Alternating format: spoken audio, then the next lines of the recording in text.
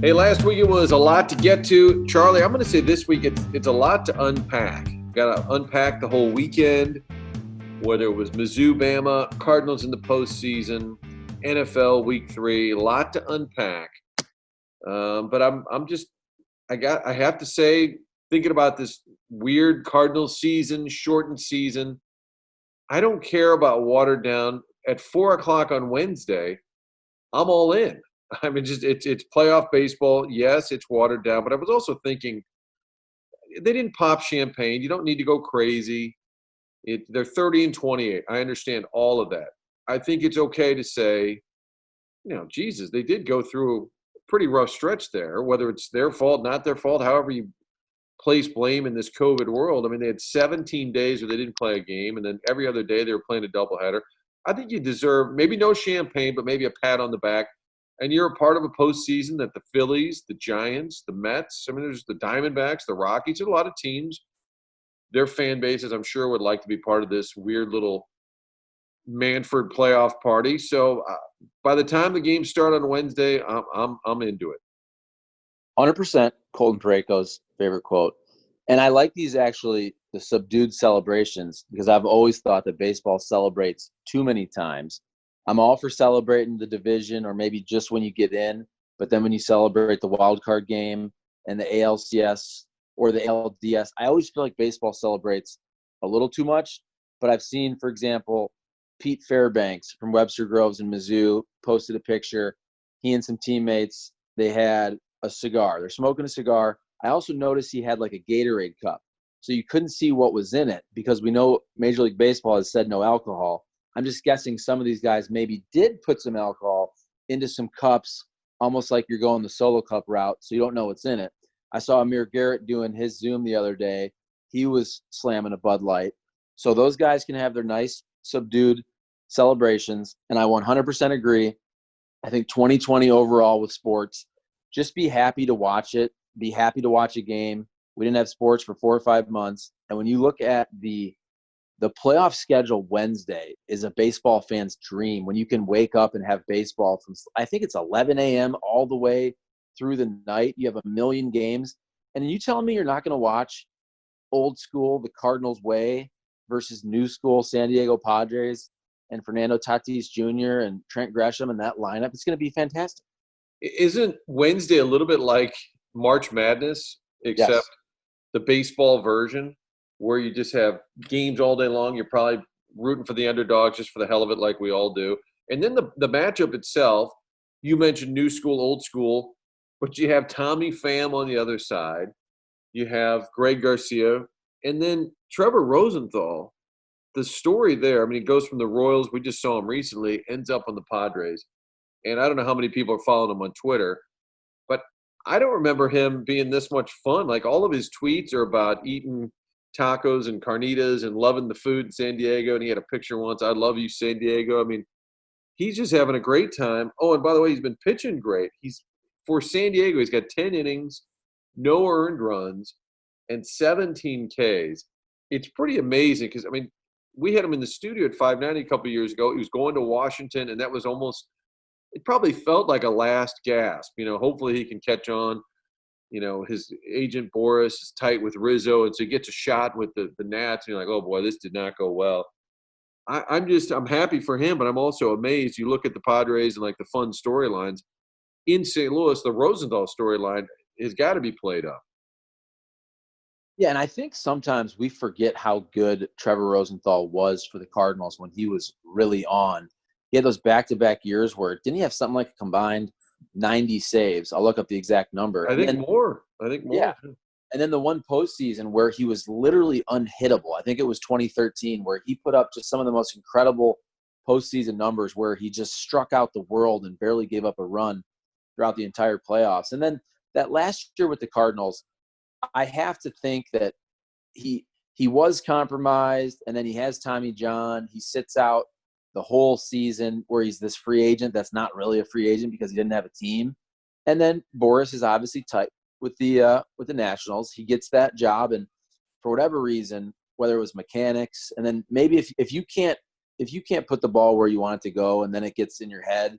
I mean, that year he couldn't get anybody out. I remember he was playing for my hometown Toledo Mud Hens at one point. He's signing with the Tigers. He was playing AAA ball with the Mud Hens. And then this year, because he's such a good dude, we've always loved Trevor Rosenthal. And he lives here.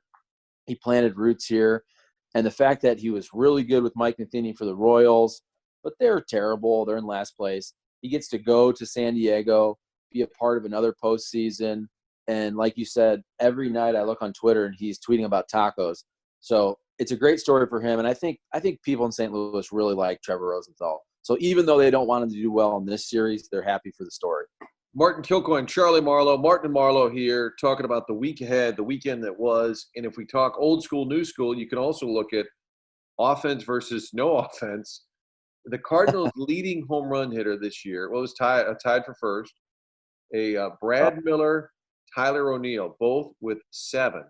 All right, Chuck, without looking it up, where do you think a 7 home run season would place you on the Padres when you look at their stats? How many guys on the Padres had more than 7? I'm just guessing if I start to rattle off names that Gresham, Hosmer, even though he was hurt, probably got to 8 or so. I'm thinking Pham was hurt too long to get there, but Tatis Jr. had, 15 plus, whatever he had. I'm trying to go through the lineup here, go around the diamond. Manny Machado for sure probably had somewhere in the teens. Well, and Tommy Pham, I guess Pham, I didn't include his Tampa stat, so that would probably change things. But in terms of the Padre numbers this year, they had 5 players who had more homers than the Cardinals' leading home run guys. You had Tatis with 17, although he's quieted down a little bit. Machado had 16. Will Myers had 15. Yeah. Grisham had 10, and Hosmer had 9. So, I mean, the lineup is loaded. Now, I think the only reason the Cardinals are in the postseason, the only reason they ever have a shot in any series is pitching. And I think Clevenger left injured the other night. I don't know the extent of it. Yeah. The other guy with the interesting name, is it Dennison? Lamet. He left. They both had like bicep. The Padres pitching would seem to be a little compromised right now. And they may have to win 8-6, and they may be able to. But because of KK, Flaherty, Wainwright, you got a shot. I mean, you got it. The Padres have the better lineup. There's absolutely no doubt about it. But I think you could win a game 2-1. You might have to win a game 3-2. But I don't know what the state of the Padres pitching is. And the Cardinals, we've said this before, they're a very good franchise, but they also can be a little lucky at times. Things just sort of fall their way. I think right now the Padres are not in a great spot pitching-wise.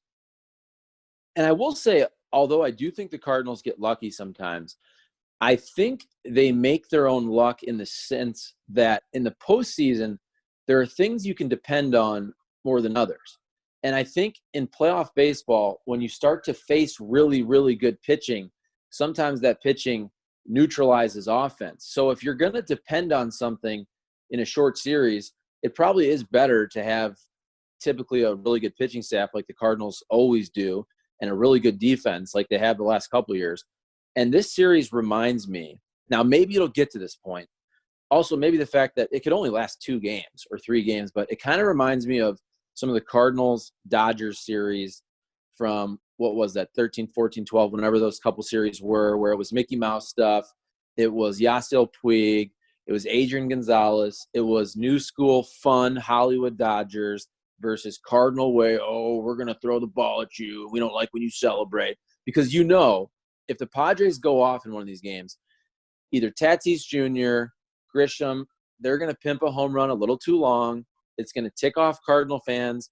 We're going to talk about it, and it's going to be fun. And all that being said, I am sitting here today, and I would have said this, whoever the Cardinals played. The Cardinals are going to win this series, and it's because they're the Cardinals, and they always do this. They always kind of, I don't want to say sneak in, but there's nothing great about this team. 30 wins. They went through COVID. Nobody's talking about them.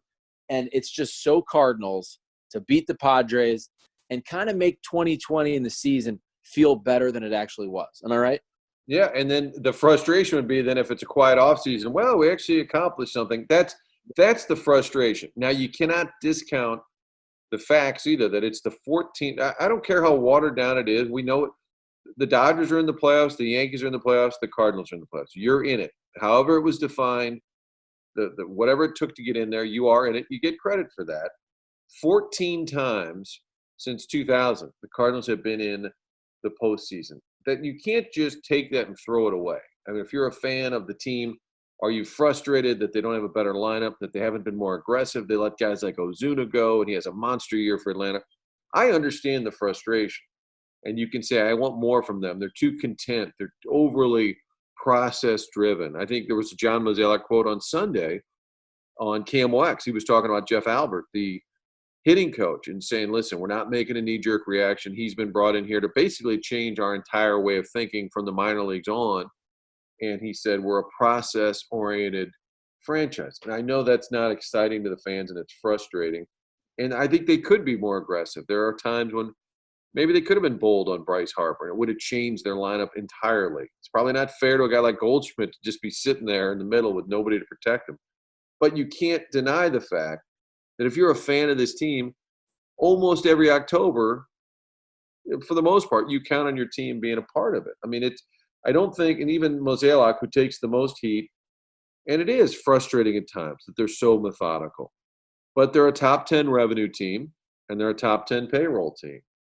But since Mozeliak's been in charge, this was his 13th year in charge since he took over for Jocketty. And in those 13 years, they've been in the postseason 8 times. They've missed it 5 times. They've won 2 pennants, and they've won 5 division titles. I mean, you just can't shit all over that. I mean, is there frustration? Yes. But I guarantee today, like I said, if you're a Rockies fan, a Giants or Phillies or Mets, or you want to be part of this stupid little tournament, whatever you want to say, oh, it's watered down, or of course you want to be a part of it. So I don't think you can be frustrated that they're not more aggressive, but I don't think you can discount the fact that they find a way. To your point, too, they probably will find a way. The Padres are better, but the Cardinals will probably find a way to knock them off. The best in the bricks. It's more than just a slogan. Why not make your home or garage or chimney look its best by fixing the bricks? That's what B&G Tuck Pointing can do for you. Bricks look their best with proper tuck pointing. Call Rich Galati and his team at 314-363-0525. And by team, of course, we include his daughters, Bella and Gabrielle. Or go online, bgtuckpointing.com, a proud St. Louis-based company that supports the hometown St. Louis Blues. Yes, they love their hockey. Chimney repair, foundation repair, caulking, waterproofing. They do it all. Have you driven around St. Louis? We have a lot of brick buildings, and if they need repair, you know who to call. Consider me among the many satisfied customers. Call 363-0525, 363-0525, or go online, bgtuckpointing.com, and find out what it means to be the best in the bricks.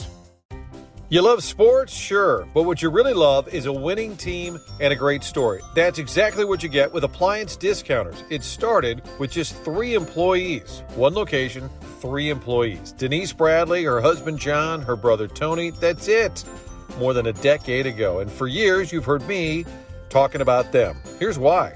My dishwasher, it's a Bosch, the quietest dishwasher on the market. Remember Grandma's dishwasher always, That's not what's going on with us. We got it at Appliance Discounters. Our washer, our dryer, our stove, and our refrigerator, and Electrolux. Yes, the Kilcoins put these babies to the test. During the quarantine, the MVP at our house, the dishwasher, it got a workout. We've got big name brands we're talking about at a great price. St. Charles, Baldwin, Maplewood, South County, and in the city. The best bet, just get online. theappliancediscounters.com. Our savings are your savings. How about the first round matchups? Brewers, Dodgers, and talk about a fan base that could say, oh, I don't know, should we even be in it? Well, the Brewers weren't even 500. But Dodgers, Brewers, LA historically can't get it done in terms of winning a World Series. I don't think it could happen, but I don't think they'll stumble in that best of 3. Ooh, I don't know about that. Woo! We got a hot take? Think about this. Craig Counsell is the ultimate bullpen whisperer, manipulator, and they will strategically, if you're the Brewers, you do everything in your power to win game one, and you can let Hader go. Hell, whoever starts that game, I know Burns is hurt. Whoever starts that game, if they're tied or ahead in the fifth, in game one, you go Devin Williams, who is unhittable, the Hazelwood West kid, for 2 innings. Then you go Hader for 2 innings. If you win that game, you basically give up on game two. And if you win that, great. But you don't use any of your A guys. And then you come back in game three in a do or die, and you can use whoever your starter is and Williams and Hader again. And I promise you that's what the Brewers will do. Are you telling me, look, Clayton Kershaw also has his demons, and he got rocked his last time out. So it would not surprise me one bit if the Brewers could manipulate their ridiculous bullpen. Peralta is really good out of their pen as well, even though he wasn't fantastic in this last series. It would not surprise me if the Brewers beat the Dodgers. It would not surprise me. I guess I'm not predicting it, but I wish counsel would say, here's the deal. We're not going to win game two. Charlie's right. We're going to go all in on game one. We're going to roll the dice on a game three. And because there's no home field, which I don't know if it's historically that huge for some of these teams, but it is more wide open. Cubs, Marlins. By the way, manager of the year, do you think it's Mattingly? Not just they were the first to have the COVID outbreak even before the Cardinals. And the fact that the Marlins were just garbage last year, they don't seem to really ever try. Don't you think you'd give Mattingly manager of the year? I would. I absolutely would. And that award is usually, I don't want to say Don Mattingly's an up-and-comer because he's a known name for, 40 years. But for that franchise, there's never expectations. And to make the postseason in this weird year with all the COVID they went through, and then you look at their roster too. I mean, they have some interesting, fun, young position players, Brian Anderson, Garrett Cooper, Miguel Rojas, but it's not like they have absolute studs. So that's an award that also usually goes to a team that exceeds its expectations. So it wouldn't surprise me one bit if Mattingly wins that. And Braves and Reds. Braves with that loaded lineup. We mentioned Ozuna. Braves, Reds. The Braves have not won a postseason series since 2001. Where were They're the Cardinals. 2001 is the last time. Who did they beat? I don't remember, but it was not the Cardinals. But that's the last time they've advanced in winning a first-round series. Along the way, they lost a wild card game. Cardinals, I think they may have lost 2 wild card games. But is this the year Atlanta gets over the hump? I think they'll beat the Reds. No, they won't. For some reason. That's special. Now, hold on. The Braves are the anti-Cardinals, as I said, because the Braves always come in with the expectations. They never win. The Cardinals always get in. They always exceed their playoff expectations. And again, we're talking short series. I've mentioned this on the podcast before. I happened to throw out a nice little $40 bet this offseason on the Reds, 50-1 to win the World Series. That's about a $2,000 win if they were to do that. I'm not saying they will. But when you roll out Bauer, who will win the Cy Young, Castillo, and Sonny Gray, especially in a short series, I would not bet against those guys, especially against a Braves pitching staff that is ridiculously depleted. I know the Braves offense is really good, but I do think in the playoffs that good pitching usually shuts down good or really good hitting. So I think I've picked like every upset here. Yes. And again, I want the Reds to win. But this is what the Braves do. This is why we can't complain as Cardinals media / fans. The Braves always lose in the playoffs. The Cardinals always win in the playoffs. It's just how it is. And the Twins haven't won a game. They've lost 14 or 16 in a row. Not series, games. They should be able to pop champagne if they win a game. It's unbelievable. Excited about the playoffs, the baseball. I don't know what I think they're calling these a wild card series. And even though it is watered down, when you see the graphic, the bracket with all the teams and the seeds 1 through 8, it looks really legit, doesn't it? Even though the Brewers are under, when you see that bracket, you go, "Oh wow, that's October, man. That's the real deal." And by the way, the Cardinals will play at least one game in October because Thursday is October 1st. I was waiting for some smart ass to say they didn't make it to October. The game starts in September, but Thursday's game will be October 1st, so that counts. Our great sponsors of this weekly podcast, Martin and Marlow, they include Triad Bank, neighborhood-friendly bank located in Frontenac on Clayton Road. It's about a block west of Lindbergh. Get online, triadbanking.com for all of your banking needs. And I always tell folks, if you're a small business owner, make sure you're working with a bank that cares about your future, and that's a St. Louis-based bank. That's what Triad Bank is all about, personal service. Again, triadbanking.com. Also, Marie Davila, Senior Living, corner of Clayton and Weidman Road. Our great friend, Red Shandians, lived there for many years, was also part of the ownership team. And I always say it's more of a campus than anything. Check it out online, mariedavila.com. B&G tuck pointing is the best in the bricks. I know that Marlow management's expanding. One of these days, Chuck's going to have some units that are brick, garage, chimney, home. Got to get that mortar repaired, foundation, caulking, waterproofing. They do it all. bgtuckpointing.com. And appliance discounters. They've got the best brands, GE, Bosch, at the lowest prices. So if it's a washer, a dryer, a dishwasher, whatever you're looking for, make sure you get that GE appliance or that Bosch appliance. Get it at Appliance Discounters. Online, it's theappliancediscounters.com. And the Marlow moments this week, Charlie, brought to you by? About Kirkwood Pizzeria. Great spot.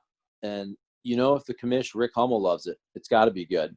One of the best customers of Kirkwood Pizzeria is the Hall of Famer, the commish, Rick Hummel. You have St. Louis Lawn Care. They do a great job on our yard. St. Louis Equipment, which I know you used, right, for your lawnmower. Got it repaired. Tim Jankerson had a carburetor. I tried to fix it myself. Kenny Wallace provided some tips.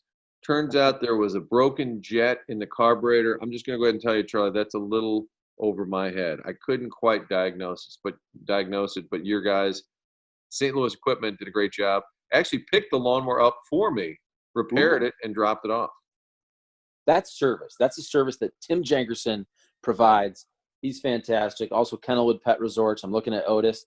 He's been good again during this entire podcast. He hasn't yipped. He hasn't barked because of Kennelwood Pet Resorts. And then, of course, Corner Butcher in Fenton. And I think this is a good way to describe Corner Butcher in Fenton because they have everything. And I'm going to say from hot dogs to fillets because they're equally good. Like, I have these fillets in the fridge that we're going to cook, which are fantastic. Yet last night, we just grilled hot dogs, all beef hot dogs from Corner Butcher. And I'm telling you, I'm not just saying this, they're the best hot dogs you'll ever eat. You eat them and you go, how do they make these hot dogs so good? So whether it's hot dogs, fillets, everything in between. For example, they even got this Boar's Head partnership. So they have all the Boar's Head meats and cheeses. And they have this Boar's Head black bean hummus. Now you go, why would you go to a butcher shop and get black bean hummus? That doesn't make any sense. No, because it's the most ridiculously good hummus you've ever had in your life. So you go to the butcher shop and you end up getting everything because everything at Corner Butcher is, Martin, my favorite word, fantastic. Fantastic. Time for some, we were calling them COVID shout outs. Maybe we need something catchier, you know, the weekly M&Ms. I'm going to start a shout out to Carson Kilcoyne for being a trooper. Here's the Saturday rundown. His Cub Scout group has a hike. We're down at Hawn State Park. It's like an hour away, St. Genevieve. It's a really cool spot. And these kids are 9. So they're jumping off cliffs. They're going into the water. The whole time, I'm thinking somebody's going to break an ankle. Somebody's going to break an arm. It's a 2.5-hour hike. And you remember Saturday was kind of warm. The kids get through it. They do a great job. Nobody's complaining. And we get to the shelter after. We're cooking some hot dogs. Kids just run around, hit the swings. They're just playing. Carson falls off the swing and breaks his arm. I'm like, are you kidding me? We made it through the whole hike. But in that moment, and you're a parent, you know, when your kids are hurt or injured, you just, first of all, you just fucking freak out and hope everything's okay. Well, one of the dads who was there happened to be a doctor. So that helped because right away he said, oh, yeah, it's broken. We thought he had a broken wrist, but it's really more the bone where it connects. Super painful, I'm sure. But now we're an hour away from heading back home. But Kim sat in the back with him, iced it down, gave him an Advil. And after about 20, 30 minutes, and of course, we're in the sticks, right? So every bump, every highways bump, he's like, Dad, every bump hurts. I'm like, I'm sure it does. But he's been a total trooper, made it to school today. He's got a sling on.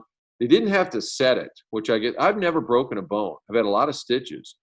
but when they said it, I guess that's really painful. They give you an anesthetic or whatever.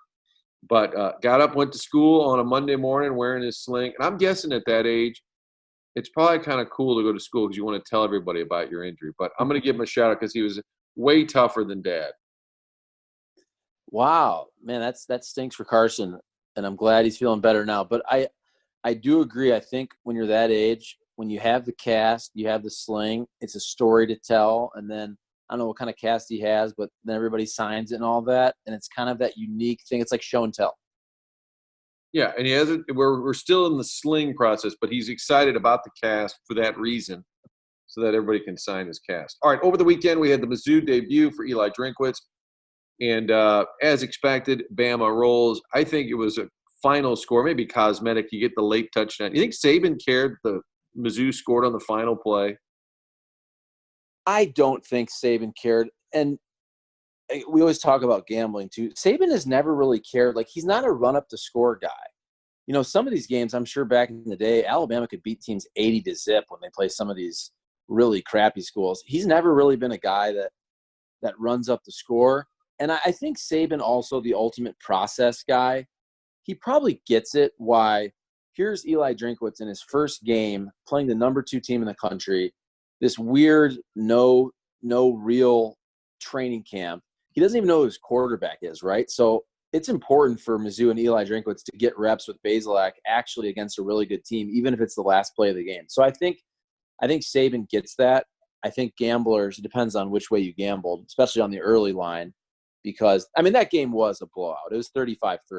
But cosmetically, if you didn't watch the game, you see 38-19 and Mizzou covered easily. And you think, oh, okay, they hung in there, which they did. I mean, I think they could have lost 52-6 or something, you know. So it looked better. Like, I don't think anybody expected them to beat Alabama. So I was fine with the game. Yeah, the final score looked up and like, oh, okay. Yeah, you only lost 38-19. Good for you. But the soundbite, we were laughing at work.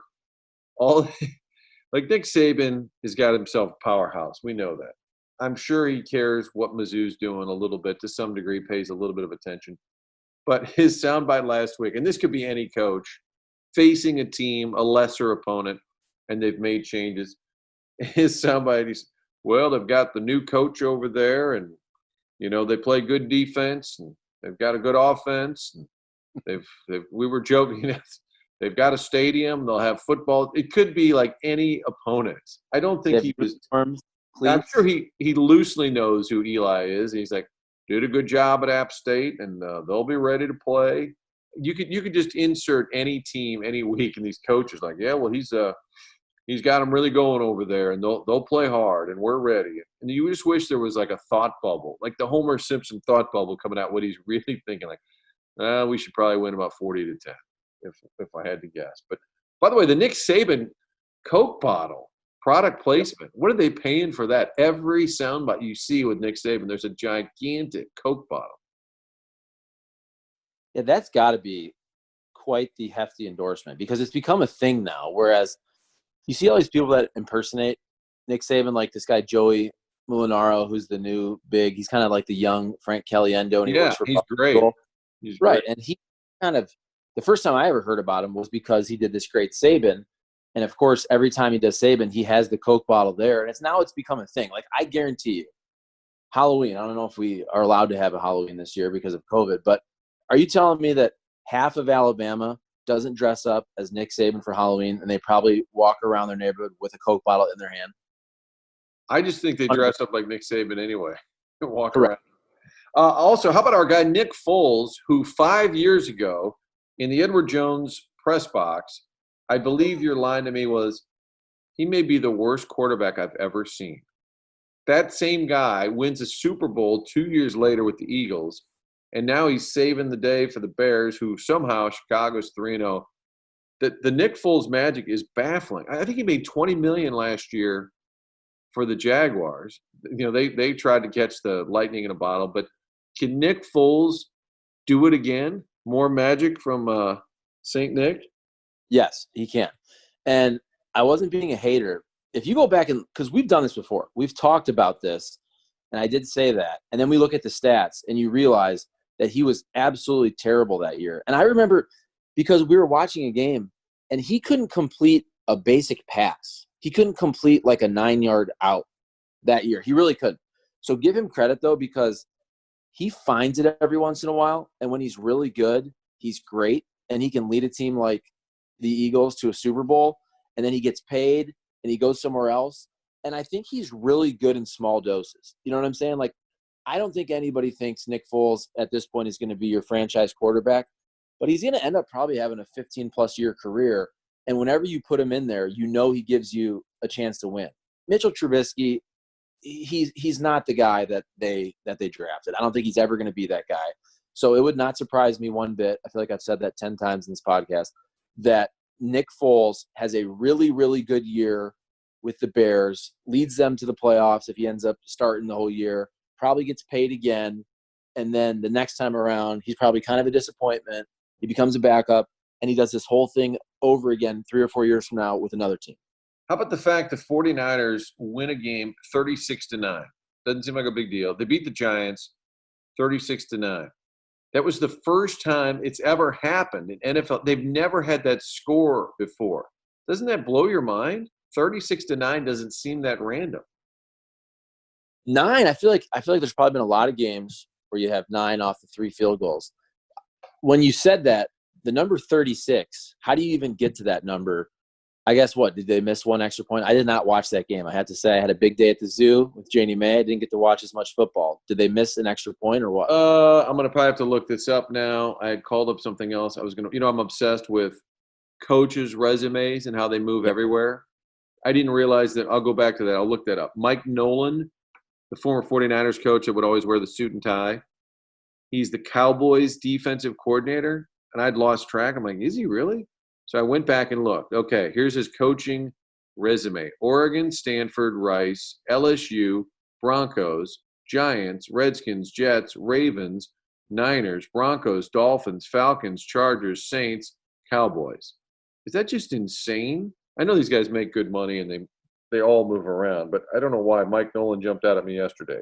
To your question, I'm going to have to look it up. We'll have to edit all this down a little bit later. But I'm not sure how they got to 36. We'll look it up. It'll be homework for next week. But I never before a 36-9 score. That surprised me. And also Coach Mack. Remember Coach McGinnis, Dave McGinnis? Oh, yeah. Famous for what? Oh, first of all, he's an awesome guy. Coach Mack. The fist pound. Oh, yeah. Coach Mack fist pounded everybody. He was like the nicest person ever. And I feel like he didn't even want to coach. And I say that with love because when the practice would start, he would enjoy spending more time joking around with the media, in my opinion, than actually going out there and watching the team. No, 100%. He was, I think, Jeff Fisher's assistant head coach. And I bring this up because I had no idea. He's part of the Titans broadcast team. Westwood One is playing all these clips, and then they said, that's Mike Keith along with Dave McGinnis on the call on, 105.8 the Bear or the Gator or whatever the hell it was. But Coach Mack in the booth for the Titans, that's a shout-out. Also, Charlie playing the Your Mom card. I didn't see this coming. And then the reply back was pretty good. Walk this back for everybody while I look up that 49ers score. Oh, somebody said something like, they're always complaining about the games we are showing on Fox, and you had the Rams, and people are complaining about the Rams. But I'm like, you can hate watch the Rams, right? And it was a really good game. And you can also watch A.J. Epinesa, the Edwardsville kid, gets his first career sack. But somebody's like, hey, is it your fault, Charlie? Or were you getting coffee for Martin Kilcoyne or something? So I said, I only get coffee for your mom. And then he responded, I have 2 dads. And then I responded with a picture of the great Paul Reiser sitcom. You can hear Jess now. She's listening, so she's laughing. My 2 dads. A picture of my 2 dads. And real quick, just because you brought up Coach Mack, and my favorite Coach Mack story is, remember how Spags had all the weird rules about where you could walk in the building? Yes. And then, obviously, Fisher didn't care as much. But I remember one time, I was trying to either go to the bathroom or I was trying to go somewhere in the building that I technically wasn't supposed to because, you had to go all the way around. And so I start walking, and Coach Mack was there. And I was like, oh, I'm going there. I said, oh, we have to walk around because we're the media. And Coach Mack said something like, no, you come with me. If anybody asks, you tell them Coach Mack said you can do it. And I was just like, all right. And that's just Coach Mack, because all these coaches like Spags, and he's had great success as a D coordinator, and that's where he belongs. Let's be real. He's good at doing that job. He's great at that job.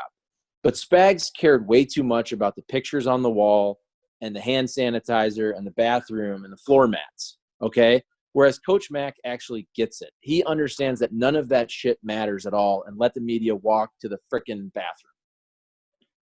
Getting it for your mom. I've got two dads, Paul Reiser. All right. You get a shout out. Jess gets a shout out for laughing in the background as well.